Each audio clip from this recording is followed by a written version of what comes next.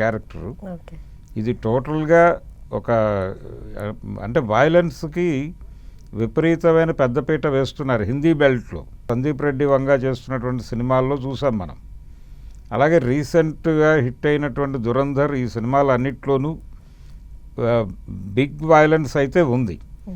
దాన్ని మించిన వైలెన్స్ ఈ సినిమాలో గ్యారంటీగా ఉండే అవకాశం ఉంది. ప్రశాంత్ నీల్ గతంలో అంటే ఆయన KGF 2లో అది చూపించాడు ఆల్రెడీ. ఈ సినిమాలో మళ్ళీ ఒకసారి ఆ రగ్గడ్ బ్యాక్డ్రాప్లో NTRతో ఆ స్ట్రాంగ్ వైలెన్స్ని చేయించబోతున్నాడు. ఇందులో చాలామంది ఉన్నారు. అనిల్ కపూర్ దగ్గర నుంచి మొదలు పెడితే చాలామంది జాతీయ నటులు చాలామంది ఉన్నారు దీనిలో. వీళ్ళందరి నుంచి ఆయన ఎలాంటి పెర్ఫార్మెన్స్ తీసుకుంటాడు అనేది అందరికీ తెలుసు. కనుక ఇది ఒక emotional drive, action drive. Hindi బెల్ట్లో యాక్షన్ సినిమాలకు విపరీతమైన రిసెప్షన్ ఉంది. పుష్ప సక్సెస్ వెనకాల కూడా ఇదే పనిచేసింది. అంటే యాక్షన్ సినిమాని వాళ్ళు ఎప్పుడూ డిసప్పాయింట్ చేయలేదు. ఈవెన్ ప్రభాస్ సాహు కూడా తెలుగులో కలెక్ట్ చేసిన దానికంటే కూడా హిందీ బెల్ట్లో ఎక్కువ కలెక్ట్ చేసింది. అది తెలుగులో డివైడ్ టాక్ వచ్చింది కానీ హిందీ బెల్ట్లో డివైడ్ టాక్ రాలేదు.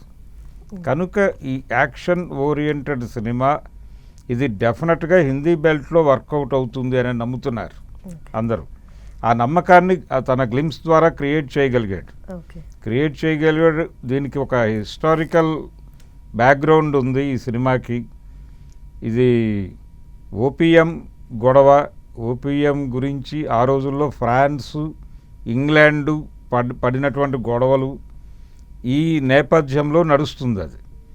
అక్కడి నుంచి ఎవరెవరు దాన్ని హస్తగతం చేసుకోవడానికి ఏ ప్రయత్నాలు చేశారు, అమెరికా నుంచి కూడా ఈ ప్రయత్నాలు జరిగినాయి.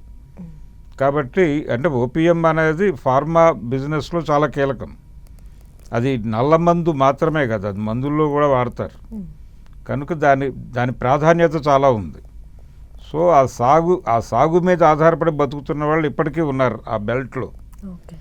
నల్లమందు బిజినెస్ చేసి తద్వారా సంపాదించిన డబ్బులతో వెపన్స్ కొని చైనాని దెబ్బ కొట్టాలి అనుకున్నటువంటి పరిస్థితుల్లో ఒక సైన్యం అక్కడ మోహరించున్న రోజులు కూడా ఉన్నాయి.